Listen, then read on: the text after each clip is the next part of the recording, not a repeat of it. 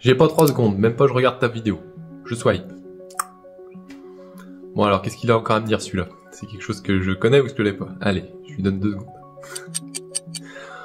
Bon, peut-être que ça peut être intéressant, je vais voir un peu ce qu'il dit, peut-être que je reste pas.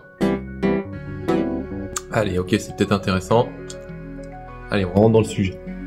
Bon, voilà, déjà, je vous ai fait une petite intro, 24 secondes. Ça, c'est juste pour vous dire, voilà, déjà, si vous êtes déjà là, vous avez un petit peu compris le principe. Sur les réseaux, faut aller vite, faut capter l'attention. Voilà, j'échappe pas à la règle. Maintenant, on rentre un peu dans le vif du sujet, pour ceux qui veulent aller un petit peu plus loin. Pour ceux qui sont un peu plus patients, ou qui aimeraient savoir. On va dans un monde où l'accessibilité à l'information est rapide. Donc, naturellement, on est rapide. Mais est-ce que pour autant, cette information qu'on prend un petit peu comme une nourriture comme ça, est-ce qu'elle nous nourrit? En vérité, oui. Mais le problème, c'est que si on ne prend pas le temps de la mâcher, bah, on avale tout rond et puis ça ressort direct. Vous voyez ce que je veux dire? Donc, la quantité d'informations, elle est présente partout sur les réseaux, vous vous rendez bien compte. C'est tellement il y en a que vous n'arrivez même pas à bout. D'ailleurs, vous pouvez scroller pendant des heures, vous n'arrivez jamais au bout. Et c'est fait de cette manière-là, parce que l'information, il n'y a pas de début ni de fin.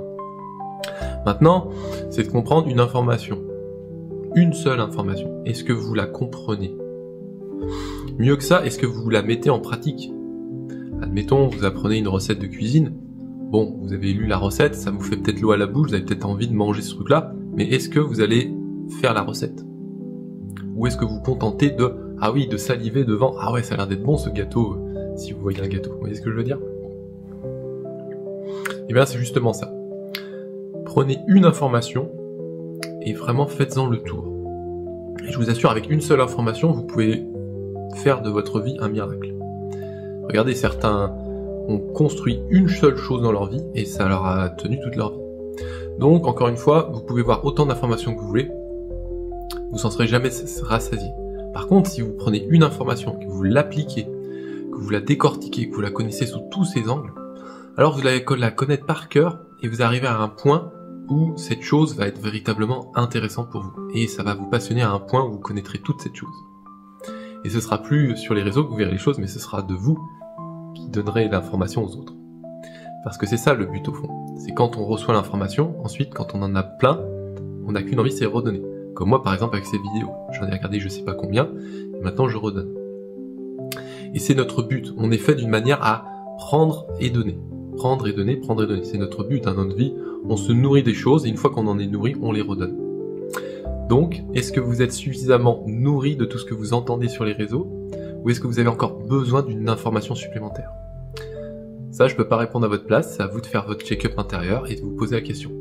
Est-ce que j'ai assez reçu aujourd'hui pour ensuite donner, ou est-ce que j'attends encore quelque chose? Est-ce que je veux me distraire, ou est-ce que je veux me reposer? Parce que se distraire, certains le font simplement en écoutant des gens comme moi. D'ailleurs, vous êtes en train peut-être de m'écouter, vous peut-être vous distrayez, ou peut-être vous apprenez quelque chose.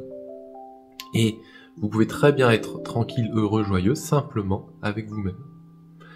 Et ça, si vous voulez, vous n'avez pas besoin d'un contenu pour vous le dire, vous le savez déjà. Maintenant, est-ce que vous voulez l'entendre de quelqu'un d'autre pour vous rassurer que vous êtes déjà bien là-dedans, ou simplement avec vous-même, intérieurement, par exemple en méditation? Est-ce que vous vous rendez compte du bien-être qui est présent en vous sans que vous ayez quoi que ce soit à faire? Voilà, c'est un choix. À vous de voir ce que vous voulez développer dans votre vie. En tout cas, moi je suis super heureux de vivre ma vie depuis que je me suis éveillé. C'est l'extase en moi, c'est le bonheur, c'est la joie, c'est tout le temps comme ça. Que je fasse quelque chose ou pas. Et ça, je dirais, c'est le fait de ne rien avoir fait pendant quelques années qui m'a amené à trouver cette paix intérieure et qui permet maintenant à moi-même de la redonner en faisant des activités. Et quelle bonté, n'est-ce pas? En tout cas, pour ceux qui le savent très bien. Pour ceux qui ne le savent pas encore, moi je vous invite à pratiquer la méditation. Simplement, inspirez, expirez. Observez ce mouvement naturel de respiration. Et voyez que c'est pas un mouvement que vous faites. C'est un mouvement qui spontanément jaillit de vous-même. Et vous n'avez pas besoin de le contrôler, ça se fait naturellement. Pendant que vous êtes en train de m'écouter, ça se fait naturellement. Par contre, le fait d'en être attentif, pas forcément. Et c'est pourquoi je vous invite, si vous le souhaitez, à observer ce mouvement naturel qui est présent en vous et qui est le résultat d'un processus d'incarnation de la vie dans un corps et dont vous en êtes la personne, comme moi-même.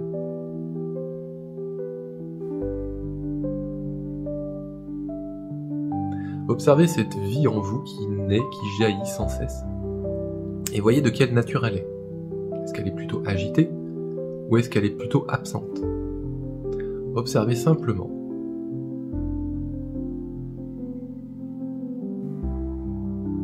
Et soyez honnête avec vous. Comment vous vous sentez maintenant? Observez que quand vous portez votre attention sur ce mouvement naturel de la respiration, au niveau du ventre, vous observez un gonflement du ventre, vous observez un dégonflement du ventre. Un gonflement du ventre, une sorte de maximum, puis un dégonflement du ventre, une sorte de minimum. Et donc vous voyez qu'il y a 4 mouvements. Il y a le mouvement où on inspire, donc ça se gonfle,